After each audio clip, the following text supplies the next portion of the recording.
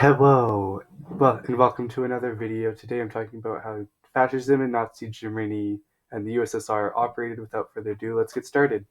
In 1917, Tsar Nicholas II was forced to abdicate the throne and later assassinated along with his family.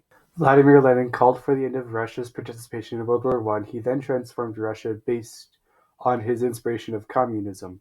In 1918, Lenin was shot in an assassination attempt, retaliating by conducting the Red Terror on anyone suspected of conspiring against him. June 1919, World War I just ended, and Germany signed the Treaty of Versailles. It held Germany responsible for starting the war and gave harsh punishment, which included war guilt caused, demilitarization, loss of territory, and forbidden to associate with Austria.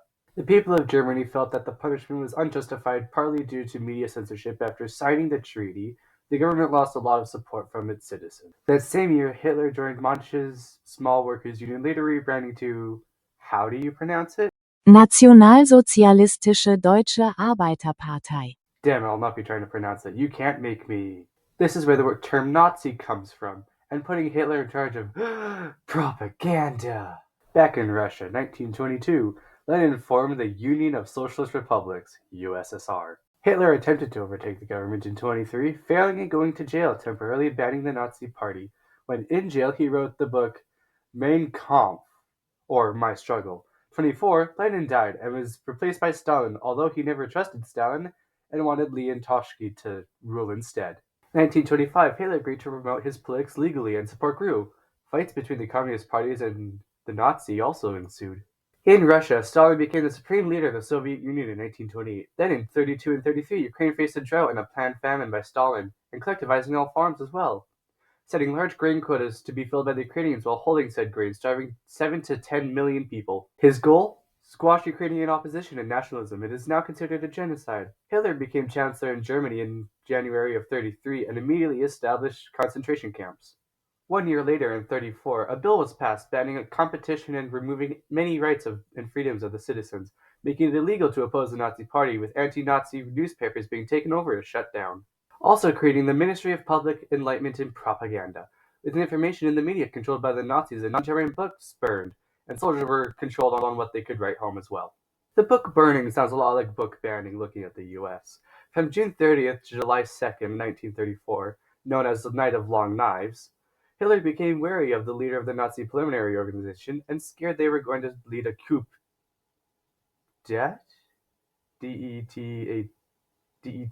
I don't know. Whatever. Almost 1,000 alleged opponents were executed in the judicial killings. Some of the public became critical of the SA's brutality and executed to please the supporting public. Hitler, during that time, decided to send assassins to ex-Chancellor Kurt von Schlanzer in Mexico, and directed popular discontent towards communist parties and the Jewish population, while scapegoating others for Germany's problems, downplaying the violence towards the Jewish population in concentration camps.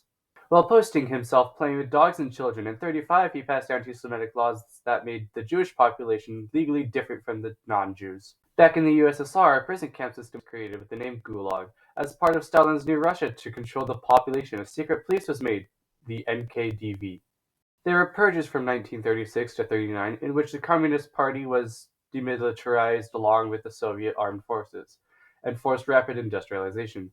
Private farms were taken by force and used to create a collectivist farming system. On November 9, 1938, an attack on the Jewish communities was ordered by Hitler, making them look sporadic and done by the German people. With how Hitler and Stalin rose to power, I have to compare how both parties used techniques of a dictatorship per the requirements of the assignment. I'll be describing similarities and giving examples between them in regards to use of force, fear and terror, and propaganda and indoctrination. Use of force was demonstrated with secret police, Hitler's Schockenstaffel, and the Gestapo, and Stalin's Red Terror. Fear and terror was shown by prison camps. Hitler's was the Jewish people, but both were those who didn't agree with their views. Propaganda is displayed by Hitler's hate towards the Jews. I guess that this also falls under the direction of popular discontent, while Stalin's is editing the archives, which falls under indoctrination. Hitler also shows it with the removal of the Jewish teachers and children bombarded with the Nazi worldview. Links to my sources are in the description. The Googled slides are made by my Social 30-2 teacher, and thanks for watching.